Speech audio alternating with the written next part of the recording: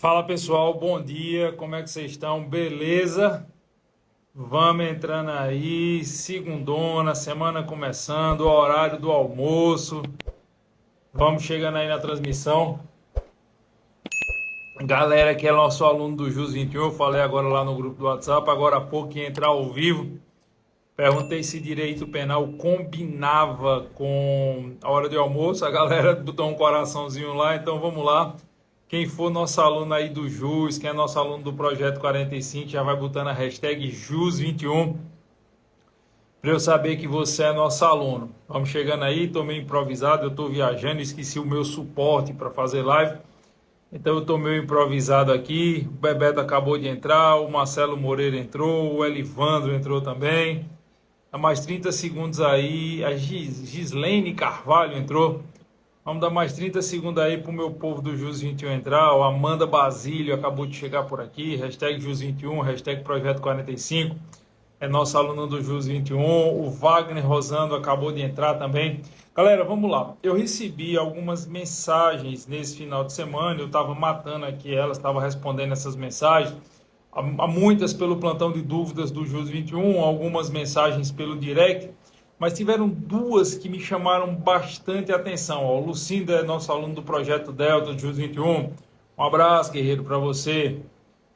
A Sulamita não é do JUS 21, mas será logo, logo, com certeza, e será muito bem-vinda.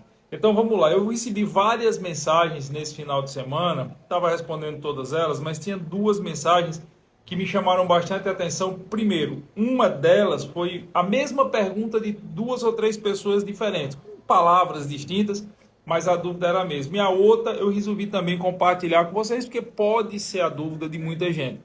Nós entramos já naquela reta final de preparação para a prova da primeira fase. A prova da primeira fase é dia 1º e hoje é dia 11, então nós estamos aí a menos de 20 dias.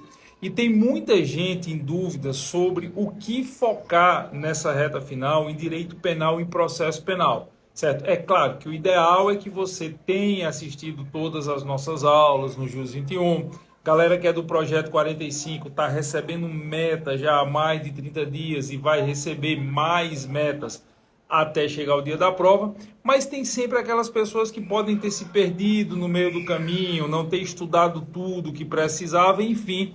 E aí chega nesse momento aí, faltando 20 dias para a prova, o cara fica meio em dúvida. O que é que eu devo fazer? O que é que eu devo focar? O que é que eu devo estudar? Bom, galera, vamos lá. Em direito penal, basicamente, as questões que vocês vão se deparar na prova da primeira fase são questões contextualizadas, são questões interdisciplinares. O que são questões contextualizadas e interdisciplinares? São questões que vão lhe contar uma história, e eu tenho postado todos os dias vídeos a esse respeito. Ontem mesmo eu postei um vídeo falando de interdisciplinariedade, postei um outro vídeo explicando, mostrando como responder questão de primeira fase. Quem está acompanhando o meu feed aqui no Instagram está vendo que todos os dias eu estou postando vídeo nesse sentido. Então as questões vão ser de direito penal, 6 historinhas, 6 questões contextualizadas, e dessas 6 questões contextualizadas, 2 ou 3 pelo menos, elas vão ser interdisciplinares. Elas vão pegar ou 2 ou 3 temas diferentes de direito penal, ou tema de penal e de processo penal, mas ela não vai tratar de um assunto só. E aí, o que é que normalmente acontece na prova da primeira fase? Normalmente ela cobra temas de parte geral. Giovanni, você está dizendo que não cai parte especial? Não, eu não estou falando isso. Mas eu estou dizendo que o mais comum, já que a gente está pensando nesses 20 dias no que focar, o mais comum é cair histórias para que, dentro de um crime que tenha sido narrado, de uma situação delituosa que tenha sido narrada, o aluno se arguide se ele é capaz de identificar qual o instituto jurídico. Então, como não dá mais tempo vocês revisarem tudo de direito penal, o que é que eu recomendaria? Eu recomendaria vocês focarem nos próximos dias na parte geral e, mais especificamente, vocês focarem naqueles temas da parte geral que funcionam como teses de defesa, que funcionam como argumentos para diminuir a possibilidade de responsabilidade penal, que funcionam como argumentos para que você possa ou se não der para inocentar o réu, para livrar a cara da criatura, pelo menos diminuir o tempo de pena ou conseguir uma pena restritiva de direitos. E aí eu vou elencar o que para mim seriam os pontos mais importantes de revisão de direito penal nessa reta final, tá? Inclusive, quando chegar na nossa mega revisão, eu vou focar muito nesses pontos. Eu vou bater muito nesses pontos, porque é o que eu acredito que é o grande mote, o grande foco. De novo, eu não estou dizendo que não caia parte especial. Pode cair uma questão de tipificação de crime? É óbvio que pode. Mas como hoje já é dia 11, a prova é dia 1º, e eu estou respondendo essa dúvida para quem por acaso aí se bananou no cronograma, ou não seguiu tudo do projeto 45, ou não teve tempo de estudar tudo e agora está precisando de uma orientação. Como não dá para ver tudo, vamos focar naquilo que eu acho mais razoável. Então pega aí, se você está nessa situação, pega lápis e caneta que eu vou dizer quais são, dentro da parte geral do direito penal, os temas que eu focaria para revisar nesses 19, 20 dias que estão faltando para a prova. Prepararam aí? Lápis e papel? Vamos lá. Primeira coisa que eu focaria, quebra do nexo causal. As concausas, aquela teoria das concausas. Para quem não lembra o que são concausas, são situações que quebram, laceram, rompem o nexo de causalidade. E ao romperem o nexo de causalidade, elas impedem que o indivíduo responda pelo resultado delituoso. Ele só responde pelos atos já praticados. Lembre-se, para que você responda pelas consequências das suas ações, sejam essas ações comissivas ou omissivas, porque você fez ou deixou de fazer alguma coisa, é indispensável que exista um nexo causal, que exista uma relação de causalidade direta entre a conduta e o resultado. O nexo, a arguição do nexo de causalidade dentro do direito penal brasileiro, ele é baseado na chamada teoria da equivalência dos antecedentes causais, que diz, de forma resumida, que causa é tudo aquilo sem o qual o resultado não teria ocorrido. Então, para que você responda pelo resultado decorrente da sua conduta, deve existir obrigatoriamente uma relação direta de causa e efeito.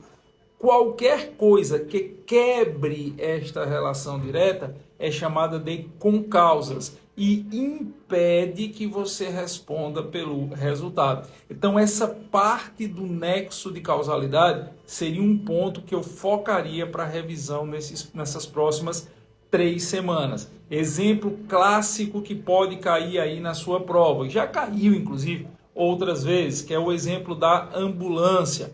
Imagine que João pretende matar Maria. João está com raiva de Maria, que é sua vizinha. João saca a arma, atira e acerta Maria. Maria é socorrida com vida pelo SAMU e levada ao hospital. A ambulância do SAMU chega, Maria está viva ainda. O que o cara quer? O cara quer matar. Ele atira para matar, ele alveja a vítima, mas a vítima é socorrida com vida. No trajeto da ambulância entre o local do crime e o hospital, essa ambulância sofre um acidente automobilístico, ela bate num caminhão. E aí todos os ocupantes da ambulância, inclusive Maria, morrem do acidente automobilístico. Perceba, o que é que João queria? João queria matar Maria, ele agiu para matar Maria.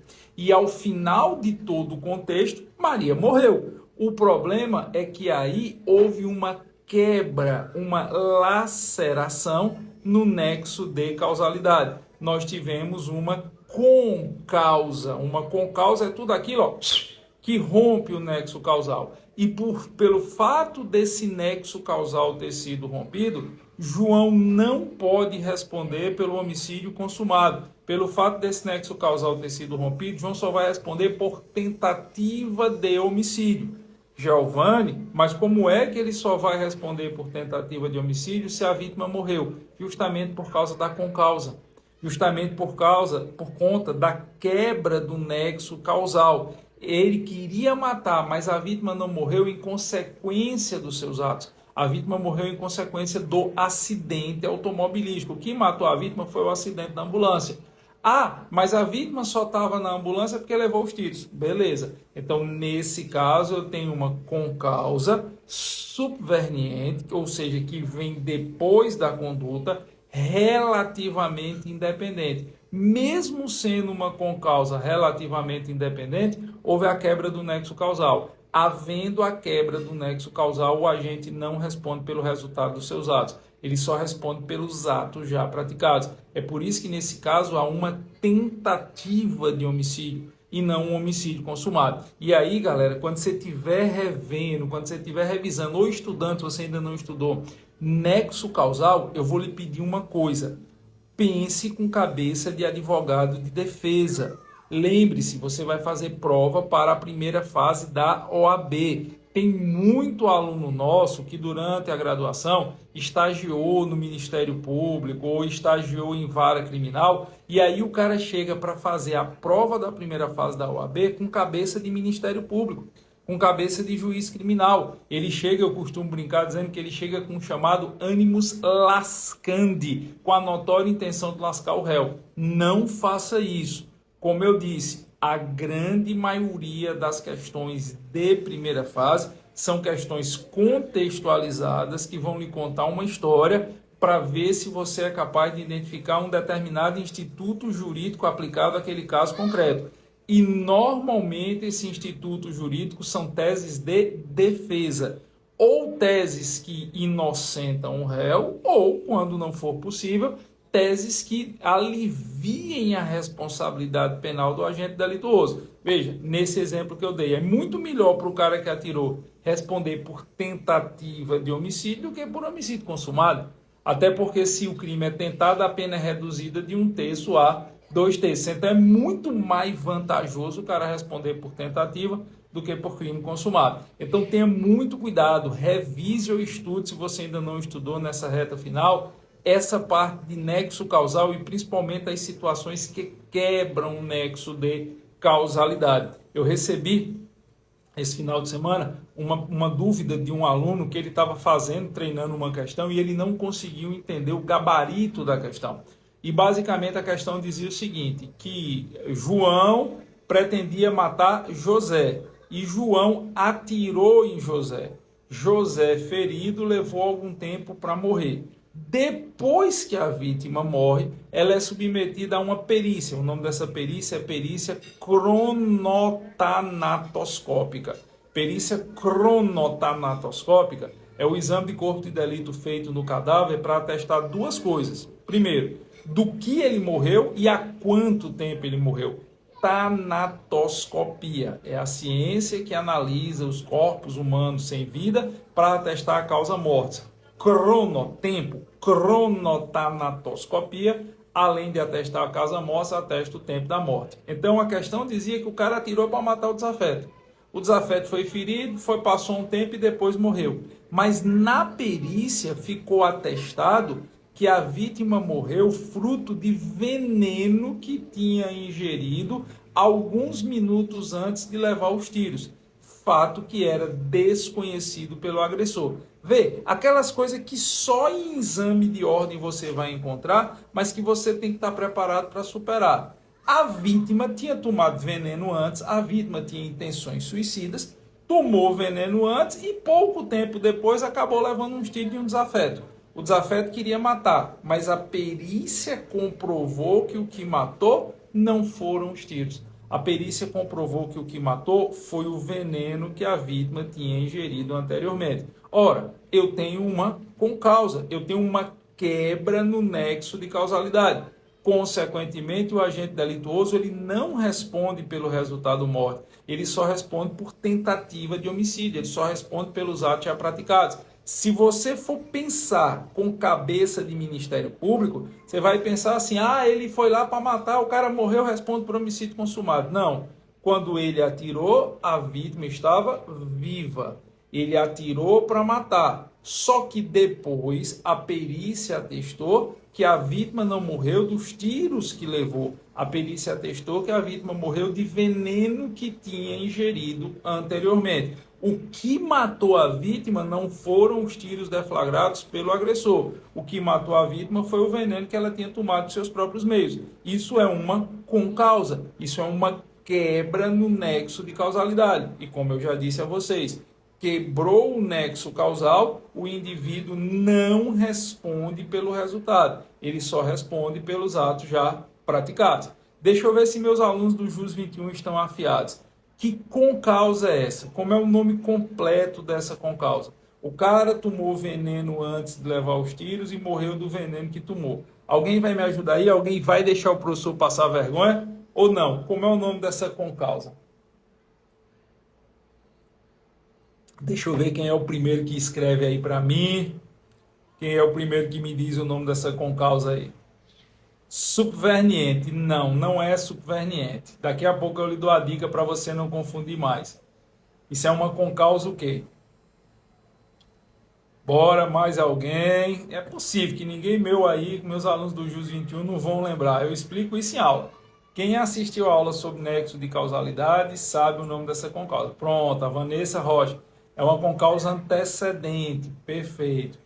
Antecedente ou pré-existente. Marcelo, Amanda, acertado. Tanto faz, antecedente ou pré-existente. Isso é uma concausa antecedente ou pré-existente absolutamente independente. Com causa, antecedente ou pré-existente, os nomes são sinônimos, tanto faz se chamar de antecedente ou de pré-existente, e absolutamente independente, porque por si só produziu o resultado. Galera, o bizu, para quem não decorou ainda, é o seguinte: pré-existente ou antecedente vem antes da conduta do agente delituoso. Concomitante acontece ao mesmo tempo da conduta do agente delituoso. Subverniente é o que vem depois, manifesta-se depois da conduta do agente delituoso. Então, de novo, uma concausa pré-existente ou antecedente é algo que já tinha ocorrido antes da conduta delituosa que está sendo analisada. Por isso que é antecedente, por isso que é pré-existente. Uma concausa concomitante é aquela que acontece ao mesmo tempo da conduta do agente delituoso. E uma concausa subverniente, super, de depois. Subverniente é algo que acontece depois da conduta do agente delituoso. Então, meu primeiro bizu do que você deve revisar nessa reta final. Nexo de causalidade, englobando principalmente a teoria das concausas. Segunda coisa que eu chamo a atenção de vocês. Galera, é muito, mas muito importante mesmo vocês darem uma revisada no Instituto do Dolo e da Culpa, certo? Principalmente nessa diferenciação entre dolo direto e dolo eventual.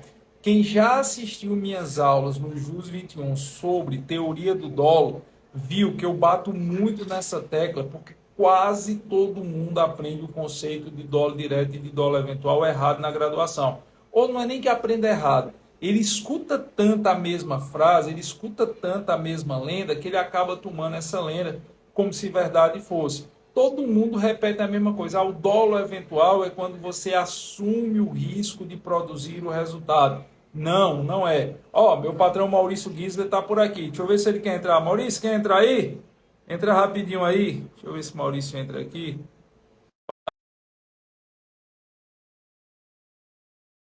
Mas Maurício tem aí os 12 pontos em uma semana. Deixa eu ver se Maurício entra aqui antes da gente continuar. Ver se ele aceita aí. Se ele está podendo entrar, se ele não está podendo entrar. Maurício, mandei o convite aí. Deixa eu ver se Maurício entra. Cadê? Cadê Maurício? Aceita aí, jovem. Aceita aí que não está entrando, não. Deixa eu ver se Maurício entra aqui. Cadê? Mandei de novo. Deixa eu ver se Maurício entra. Enquanto Maurício entra aí, tenta entrar. Enquanto Maurício tenta entrar, eu continuo falando aqui. Não sei se vai dar para Maurício. Deu certo aí, jovem? Vai entrar? Deixa eu ver aí. Maurício dá o desenrolo dele aí para entrar. Qualquer coisa eu já mandei. Maurício não está conseguindo participar. Deixa eu ver de novo aqui se eu consigo botar Maurício na transmissão. Entrar ao vivo com Maurício. Bom, vamos continuar aqui. Se eu não conseguir, Maurício manda o convite aí. Galera, então, como eu estava dizendo, muita gente escuta aquela lenda sobre dólar eventual. O pessoal escuta assim: o dólar eventual é quando você assume o risco de gerar o resultado. Todo mundo escuta isso. Se o cara assumir o risco de gerar o resultado, ele está obrigatoriamente em dólar eventual. Quem já assistiu às minhas aulas no JUS 21 sobre teoria do dólar, aprendeu que isso é uma lenda, isso não é verdade. Você assumir um risco de gerar um resultado não quer dizer necessariamente que você está agindo em dolo eventual. Galera, dolo eventual não é só assumir um risco. Dolo eventual é assumir um risco muito, mas muito exacerbado. Dolo eventual é você assumir um risco, mas muito, muito exagerado. É assumir um risco que vai muito, mas muito além mesmo do que a média das pessoas estão acostumadas a aceitar. Olha, quando você estiver nessa reta final, revisando os principais pontos de direito penal, que você for revisar a teoria do dolo, o crime doloso e o crime culposo, tenha muito cuidado com o dolo eventual. A grande maioria das situações que nós costumamos dizer que é dolo eventual não é. É crime culposo. Para que o enunciado lhe dê elementos que lhe permitam caracterizar a conduta a título de dolo eventual, é fundamental, é preciso que seja uma coisa assim muito, mas muito exagerada mesmo. Eu recomendo fortemente que vocês assistam a minha aula de teoria do dolo, que está lá no JUS 21. Todos os alunos do JUS 21, quem for aluno aí das turmas regulares, extensivas, do mapa 40, do mapa 30, do mapa 40, o mapa é o nosso curso de primeira fase, tem aula minha sobre teoria do dolo. Se você não assistiu ainda, assista. Eu mostro até a partir de quando é que você está no dolo eventual. Mas um pedido eu lhe faço. Pare de repetir essa lenda que dolo eventual é assumir risco. Assumir risco normalmente é imprudência. E imprudência é elemento caracterizador de crime culposo. O crime culposo ele se dá quando o indivíduo gera um resultado que não desejava por imperícia, imprudência ou negligência. E aqui eu vou chamar a atenção de vocês por um detalhe que eu acho que se a FGV quiser botar uma questão mais pesada, se a FGV quiser botar para frescar com vocês, ela fala sobre isso. Inclusive, porque recentemente a jurisprudência reafirmou, ou seja, disse de novo, um entendimento que ela já tem aí há um bom tempo, ela já tem há mais de 15 anos, que é a questão de quem bebe e dirige. Disclaimer aqui, tá, pessoal? Deixa eu abrir um parênteses aqui para eu não ser punido pelo Instagram. Beber e dirigir é errado. Se for beber, não dirija. Se for dirigir, não beba. Giovanni, eu quero sair para tomar uma. Primeiro, não recomendo, porque hoje é segunda-feira, hoje é dia de trabalho e de estudo. Mas se mesmo assim você quer ir, vá de táxi, vá de Uber, vá de ônibus, vá de metrô, só não vá dirigindo, porque isso é errado. Então, que beber e dirigir é errado, todo mundo sabe. Agora, bora para a jurisprudência. Existe uma lenda, as pessoas acham que necessariamente o indivíduo que bebe, pega o carro, sai dirigindo, se envolve num acidente, atropela, mata ou lesiona alguém, ele está agindo em dolo eventual. Isso não é verdade. Quem diz isso? Tanto o STJ quanto o STF. O STF, há mais de 15 anos, em relação à embriaguez ao volante, ela consolidou a chamada teoria do actio libera in causa. Foi uma teoria criada no Brasil pelo mestre Nacélio de Queiroz. E, basicamente, o que o STF e o STJ dizem é que se você tem um condutor que consumiu bebida alcoólica ou qualquer outra substância entorpecente e ele se envolve em um acidente de trânsito que gera vítima, você tem que avaliar para poder dizer se houve ou se não houve dolo eventual, você tem que avaliar uma série de outros elementos de exacerbação de risco que vão além do fato dele ter consumido bebida alcoólica. Se o único elemento que você tem contra ele é o fato dele ter consumido bebida alcoólica, isso não é suficiente para caracterizar o dolo eventual. Eu vou lhe dar um exemplo que foi analisado até de forma relativamente recente, tem um pouco mais de um ano, pelo STJ e depois pelo STF. O fato foi o seguinte: o cara estava num dia de domingo, ele foi almoçar na casa dos pais dele. Os pais dele têm como fosse uma chácarazinha dentro da cidade, e o cara foi almoçar na casa dos pais dia de domingo, que é uma conduta relativamente comum de muita gente fazer. E ele foi dirigindo o veículo. Estava ele e a namorada. Ele foi dirigindo o veículo. Chegou lá, antes do almoço, ele começou a tomar cerveja lá, tomou umas 2 ou 3 cervejas lá com os primos dele, com os pais dele e tal. Na hora do almoço, ele tomou 2 cálices de vinho, quer dizer, tinha tomado 3 cervejas antes, tomou 2 cálices de vinho, terminou o almoço, se despediu, pegou o carro dele e estava voltando para deixar a namorada em casa. Quando ele vinha fazendo uma curva, ele estava dentro do limite de velocidade, não estava dirigindo de forma ofensiva, estava tudo de boa.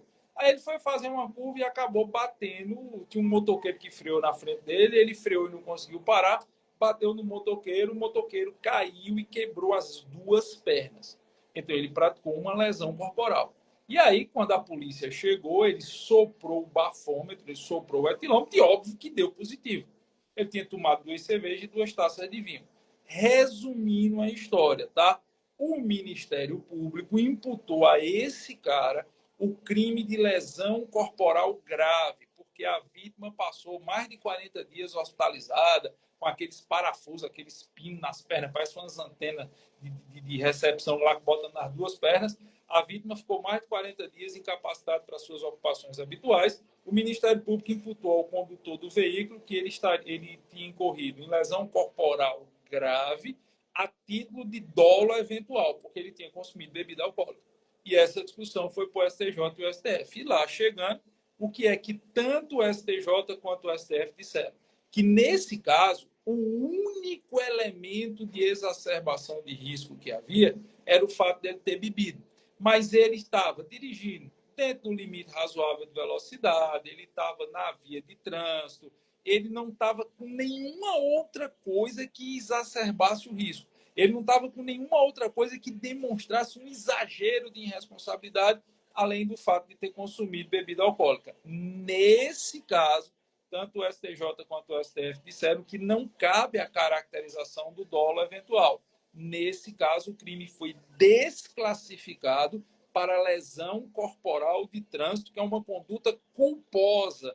Está lá no artigo 303, artigo 303 do CTB, do Código de Trânsito Brasileiro, lesão corporal, lesionar culposamente na condição de veículo automotor, e óbvio, a pena é bem menor. Tem a majorante do fato dele estar alcoolizado, mas trata-se de um crime culposo, e é milhares de vezes melhor você responder por um crime culposo do que por um crime doloso. Então, repare, o Ministério Público tacou dolo eventual. E o único elemento que o Ministério Público tinha para atacar dolo eventual é o fato do cara ter bebido. Mas o que é que diz a jurisprudência?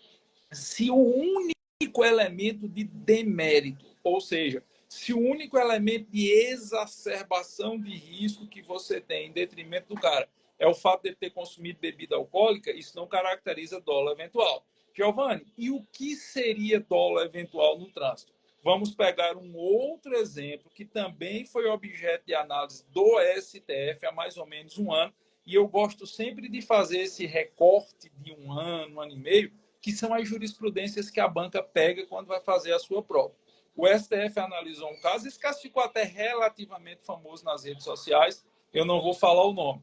O cara passou a noite numa boate bebendo, notoriamente tinha imagem das câmeras internas da boate, ele chegou na boate, já pediu aqueles combos de vodka com energético, ele dividiu lá com os amigos 2 combos daquele, termina, ele está notoriamente embriagado, notoriamente trôpego. O pessoal filma dizendo, não dirija não, me dê a chave. A namorada dele, a moça que estava com ele, disse, não, não vou não com você não, que você está muito, muito fora de si. Ele, que nada, não estou fora de mim não. Aí o que é que ele faz? Ele entra no veículo, ele entra no carro, sai dirigindo em altíssima velocidade, avançando o sinal vermelho, passando em todo sinal vermelho que encontra pela frente, uma via que, se eu não me engano, era de 40 quilômetros, ele estava a 160, avançando o sinal vermelho, colide com outro carro e mata o condutor do veículo. Nesse caso, por óbvio, foi reconhecido o dolo eventual. Inclusive, a denúncia foi feita perante a alçada de competência do Tribunal do Júri. Ele foi denunciado por homicídio doloso a título de dolo eventual. E o STF acatou o dolo eventual. Porque nesta situação não há apenas o fato dele ter consumido bebida alcoólica. Nesta situação, você tem uma série de outros elementos de exacerbação de risco, uma série de outros elementos que exageram o risco, que levam o risco da conduta muito além daquilo que as pessoas comuns estão dispostas a aceitar. Não é só ele ter bebido. Ele ter bebido em grande quantidade, está completamente trôpego, muita gente tentando evitar que ele dirigisse. Mesmo assim, ele dirige um carro extremamente potente, em altíssima velocidade, avançando em sinal vermelho. Aí não. Aí o cabo exagerou demais. Por isso que essa é a ideia do dolo eventual. Eu estou colocando aqui de forma resumida, mas eu vou lhe pedir de novo. Você que é nosso aluno do JUS 21, você que ainda não assistiu essa aula, ou que não fez essa revisão, nessas próximas 3 semanas assista. Está lá na Teoria Geral do Dolo, o nome da aula é Dolo e Culpa. Está na sua área do aluno. Veja todos esses exemplos, todas essas explicações que eu dou do dolo eventual, para você parar de cair nessa pegadinha que dolo eventual é assumir o risco. Dolo eventual é assumir o risco exagerado. É o risco que vai muito, mas muito além daquilo que as pessoas comuns estão dispostas. Já o crime culposo é aquele baseado em uma conduta imperita, imprudente ou negligente. Se você gera um resultado que você não quer, porque lhe falta perícia, prudência ou você foi negligente, a sua conduta é culposa. E aqui eu vou dar uma dica adicional para vocês. Se você puder, veja a parte que eu explico da culpa exclusiva da vítima. Quando não há nem dolo, nem culpa carreada a conduta do agente, o nome disso é culpa exclusiva da vítima. Que é o exemplo que eu dou do cara que está conduzindo um ônibus e um motoqueiro entra na frente. Cuidado para você não ser induzido a erro, tá certo? O nome culpa exclusiva da vítima refere-se a todas as situações onde não há nem dolo, nem culpa por parte do agente delituoso. E se não há nem dolo, nem culpa, não há crime. Beleza? A terceira coisa que eu recomendo que você revise, se você puder, da parte geral, nessa reta final, é o Instituto do Crime Impossível. Essa nova banca de direito penal ela já tentou por 2 vezes fazer uma questão de crime impossível que não desse problema, mas não conseguiu. Peraí, só um segundo que eu vou encostar a porta aqui. Como eu disse, eu estou viajando, eu estou meio improvisado aqui. Então, a FGV já tentou por 2 vezes fazer uma questão de crime impossível que não desse problema, e nas 2 vezes deram. O que é o crime impossível? Dá uma revisada nisso também chamada de tentativa inidônea. O crime impossível é quando, por mais que você queira, por mais que você busque, por mais que você deseje, você não vai conseguir alcançar a consumação do delito. Ou porque o objeto é absolutamente impróprio, ou porque o meio empregado é absolutamente ineficaz. Se eu tenho crime impossível, a tentativa tornar-se-á impunível. De novo, se eu tenho um crime impossível, eu não tenho como punir a tentativa. Agora, galera, muito cuidado mesmo para você não confundir crime impossível com o instituto da tentativa. Eu me lembro que caiu uma questão, não sei se foi na primeira fase ou na segunda fase, se alguém estiver acompanhando aí, lembrar, puder me ajudar, que era uma questão que dizia que os caras queriam levar uns valores, furtar um dinheiro que estava dentro de um cofre. E um cofre era extremamente resistente, de titânio, sei lá que diabo era, e eles só tinham serras e chaves de fenda que, por mais que eles passassem um dia lá mexendo no cofre, não ia conseguir fazer nada. Mal arranhava à frente do cofre. O enunciado trazia exatamente esses elementos. Que os caras queriam pegar uma grana que estava dentro de um cofre extremamente resistente, e que eles estavam com ferramentas muito simples, chaves de fenda, serrotes, que não conseguiam sequer arranhar o cofre. E aí eles tentaram, quando não aguentaram mais, foram embora. E o enunciado perguntava o que é que tinha. E muita gente falou que era tentativa, certo? Muita gente disse que era tentativa. A própria FGV errou o gabarito, depois corrigiu o gabarito. Estou me lembrando agora, foi uma prova de segunda fase. A FGV errou o gabarito, aí corrigiu o gabarito, aí teve que corrigir de novo, porque isso não é tentativa. Isso é exemplo clássico de crime impossível. Se você busca, se você tenta, mas fica claro que você nunca vai conseguir chegar à consumação do delito, isso é crime impossível, por ineficácia absoluta do meio. É essa. Eu quero alcançar um resultado delituoso. Eu pretendo consumar um crime. Mas não tem nada que eu faça que vá me permitir consumar aquele delito. Não tem nada que eu faça que vá me permitir consumar aquele crime. Exemplo, eu quero entrar no cofre do Banco Central do Brasil para pegar toda a grana que tem lá, e eu vou ficar aqui mentalizando que eu vou me teletransportar para lá, pegar o dinheiro e me teletransportar de volta. Isso é crime impossível, ineficácia absoluta do meio empregado. Eu vou passar o dia todo aqui fazendo força e não vou me teletransportar. Então tenha cuidado com esse detalhe. Agora, eu me lembro que caiu uma questão que dizia assim, que dizia que o cara estava tentando, esse eu acho que foi de primeira fase, o cara estava tentando furtar uns fios. Ele subiu para furtar os fios, estava enganchado lá, furtando os fios, e aí parece que ele caiu, ele perdeu o equilíbrio, caiu e o ônibus passou e cortou as duas pernas dele. Foi um contexto desse aí. E aí muita gente foi induzida a erro achando que se tratava de crime impossível. Nesse caso não é crime impossível, não. Nesse caso é tentativa delituosa. Porque o cara estava lá pegando os fios. Ele tinha subido num poste, eu não me lembro o que era. Ele tinha se trepado, trepado é o novo, né? Trepado é coisa de gente bem do interior mesmo. Trepado não é no sentido sexual, não. Se trepar nas coisas, a gente diz no interior, é você subir nas coisas. Menino, tá trepado nesse pé de pau aí? Tá, subiu no pé de pau. Então o cara estava lá, tinha subido em alguma coisa, estava tentando tirar os fios de copo para vender. Se desequilibrou, caiu e o ônibus parece que passou por cima das pernas dele. E eu vi muita gente caindo na pegadinha, se eu não me engano, aí foi de primeira fase OAB, dizendo que isso era crime impossível. Não era crime impossível. Se ele não tivesse caído, se ele não tivesse perdido o equilíbrio, ele teria tido condições de retirar os fios de cobre. Aí é tentativa. Na tentativa, você quer e não consegue, mas é possível você conseguir alcançar o resultado. No crime impossível, não tem como você alcançar o resultado. E se eu tenho crime impossível, eu não tenho responsabilidade penal do agente. O crime impossível torna a tentativa impunível. É por isso que crime impossível é chamado de tentativa inidônea. Uma outra coisa que eu recomendo, se você puder, de parte geral, que você revise nessa reta final, frescura essa do Instagram, né? O cabo faz assim. Se eu fizer um coraçãozinho, o Instagram não faz nada. Ah, olha! Eu faço assim, o Instagram bota uns coraçõezinhos, eu faço assim, o Instagram bota um legal. Essas fuleiragens do Instagram.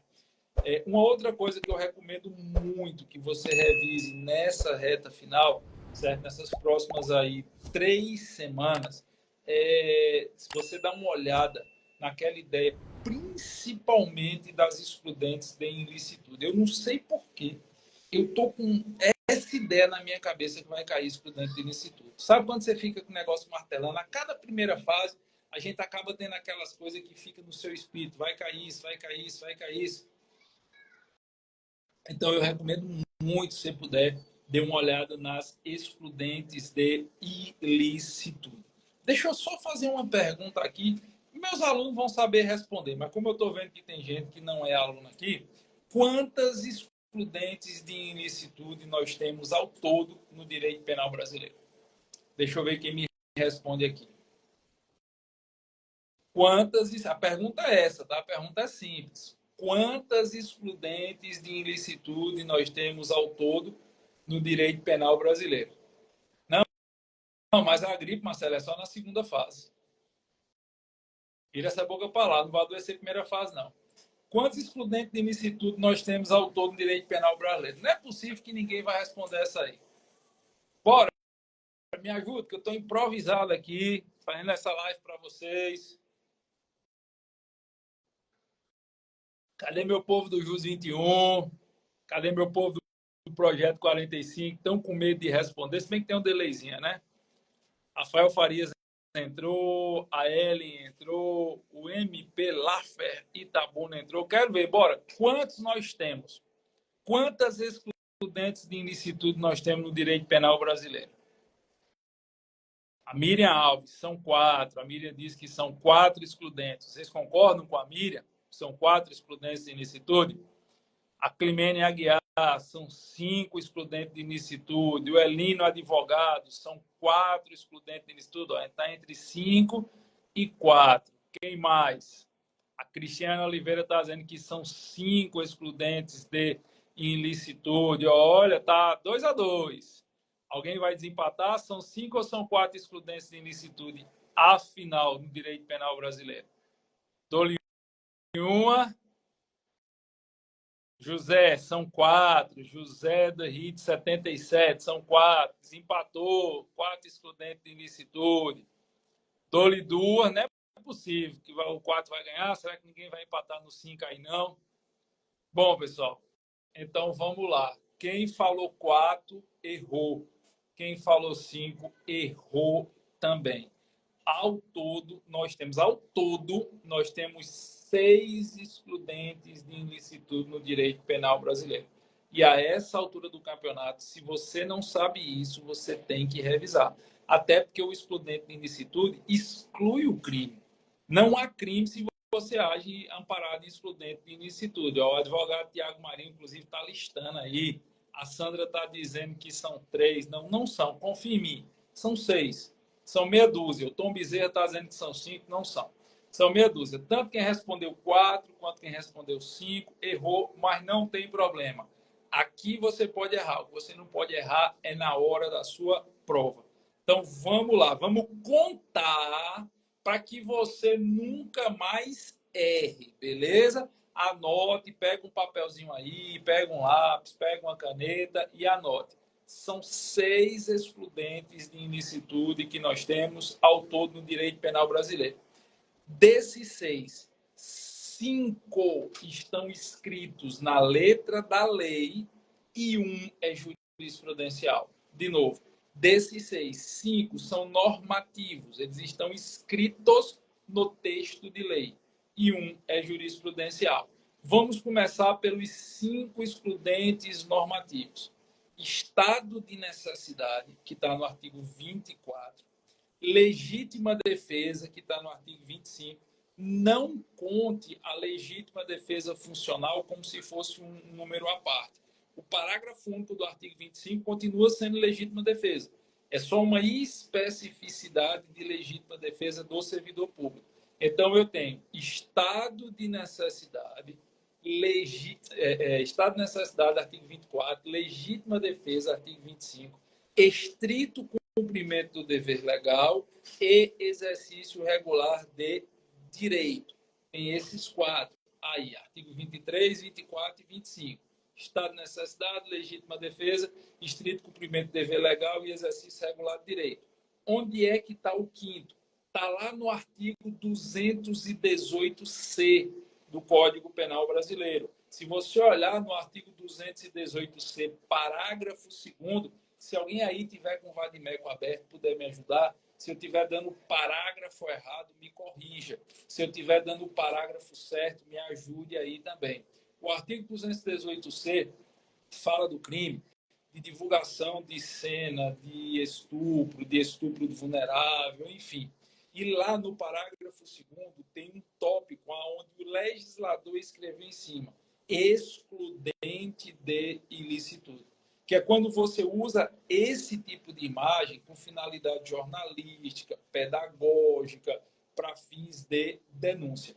existe lá nos crimes contra a liberdade e a dignidade sexual de crianças e adolescentes uma hipótese específica de exclusão de ilicitude. Está escrito, só que estou dizendo não. Você pegar aí o artigo 218C, salvo melhor juízo, parágrafo 2º, eu vou pedir só alguém aqui que me confirme se é o parágrafo 2º, que eu estou sem o vadimeco aqui, está escrito em cima do parágrafo, exclusão de ilicitude, ou é excludente de ilicitude, que são justamente essas condutas onde você usa as imagens de estupro de vulnerável, de violência sexual contra crianças, para fins pedagógicos, jornalísticos, desde que você impeça o reconhecimento da vítima. Exemplo, imagine só que eu vou dar uma aula sobre esse crime para uma turma de delegados de polícia. E aí eu preciso mostrar casos concretos com finalidade pedagógica, para ensinar os caras como investigar aquela situação. Eu não estaria cometendo crime porque eu estaria amparado por essa excludente de ilicitude. Então, no código, nós temos 5 excludentes de ilicitude. Ó, o Elino, advogado, acabou de me confirmar. Obrigado, Elino. É que eu estou meio improvisado, estou sem vadimeco. Ele disse que está correto. É o parágrafo 2º mesmo do artigo 218C. E, ó, galera, um detalhe. Tem gente que diz, não, mas é excludente de ilicitude por analogia? Não. Está escrito em cima. Se você pegar o artigo 218C, parágrafo 2º, está escrito. O legislador botou, não foi eu não, foi o legislador. Exclusão de ilicitude. Então, não tem outro nome para dar. Se o legislador colocou isso, não tem outro nome para dar. Então, nós temos 5 excludentes de ilicitude no Código Penal, mas eu disse que eram 6. A sexta é jurisprudencial. É o consentimento do ofendido em relação a bens jurídicos disponíveis. Ó, a Valmíria Novaes está transcrevendo aqui. Obrigado, Valmíria. A nossa jurisprudência admite uma sexta hipótese de exclusão de ilicitude, o consentimento do ofendido em relação a bens jurídicos disponíveis. O que é isso? Por exemplo, isso aqui, ó, isso aqui é uma tatuagem que eu tenho. O pessoal acha que é um sinal, mas não, isso é uma tatuagem aqui, são as iniciais do nome da minha esposa, ML, Maria Lúcia. E eu tenho outra tatuagem aqui também, eu acho que não vai dar para ver, não sei se dá para ver aqui. É uma frase que representa muito a minha vida, Civix Pax Sim Parabelo. Se queres a paz, prepara-te para a guerra. Ora, eu autorizei que o tatuador fizesse isso. Eu consenti que ele ofendesse a minha integridade física especial. Não tem crime. Consentimento do ofendido em relação a bens jurídicos disponíveis. É a mesma coisa que acontece com as relações sadomasoquistas entre pessoas adultas, maiores e capazes. Não há crime se houver o mútuo consentimento. Beleza? Então tenha muito cuidado com isso também aí, com essas histórias dessas excludentes de ilicitude, dessas 6 excludentes de ilicitude. Porque se a FGV quiser pegar você, ela pode levar você a pensar apenas naquelas excludentes clássicas. Eu focaria, só mais um ponto rapidinho, que a live já está demorando muito, eu focaria também em dar uma revisada na parte de pena, principalmente os critérios de substituição, de pena privativa de liberdade por pena restritiva de direitos. Quando é que pode substituir a PPL por PRD e quais são os critérios desta substituição?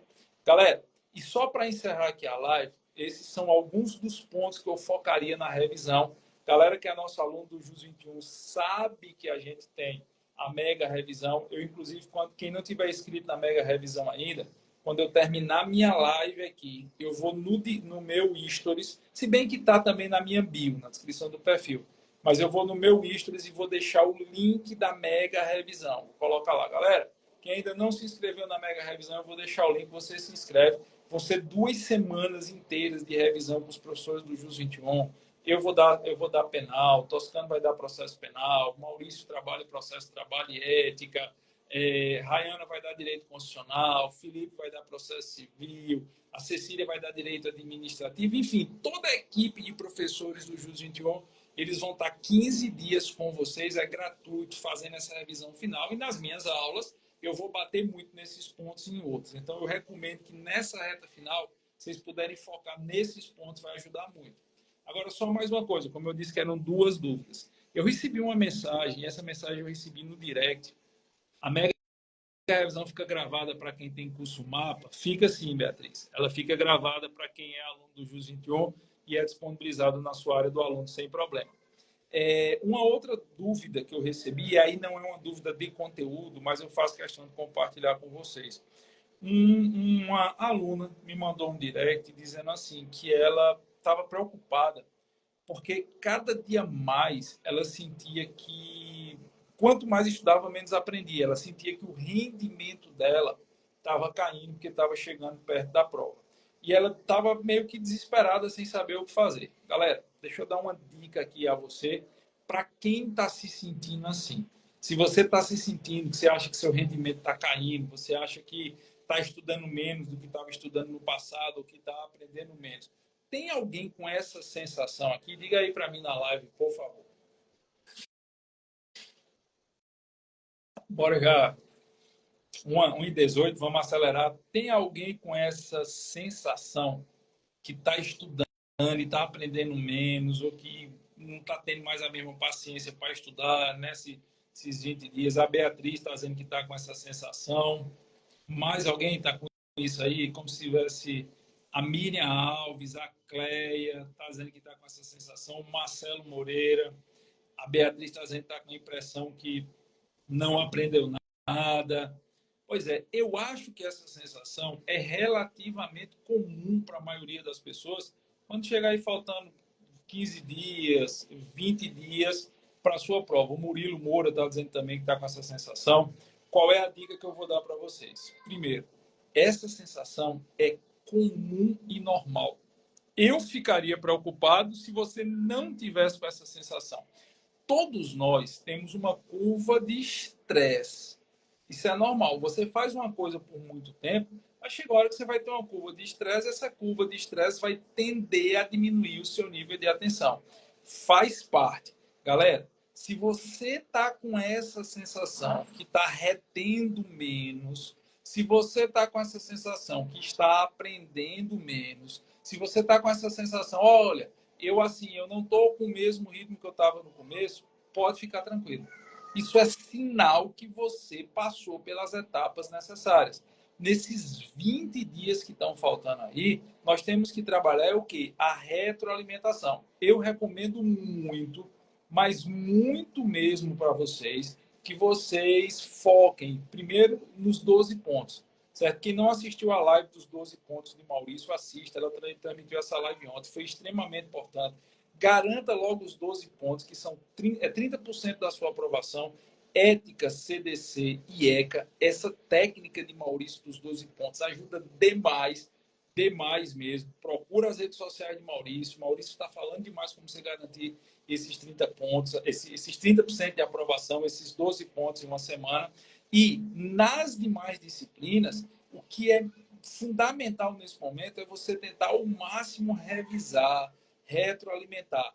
Esse cansaço é natural. Então, quando você está revisando, quando você está retroalimentando, quando você está revendo alguma coisa, você dá ao cérebro a impressão que não está demandando tanto esforço. Nós demandamos muito mais esforço para aprender do que para rever. E isso dá um gás novo ao seu cérebro.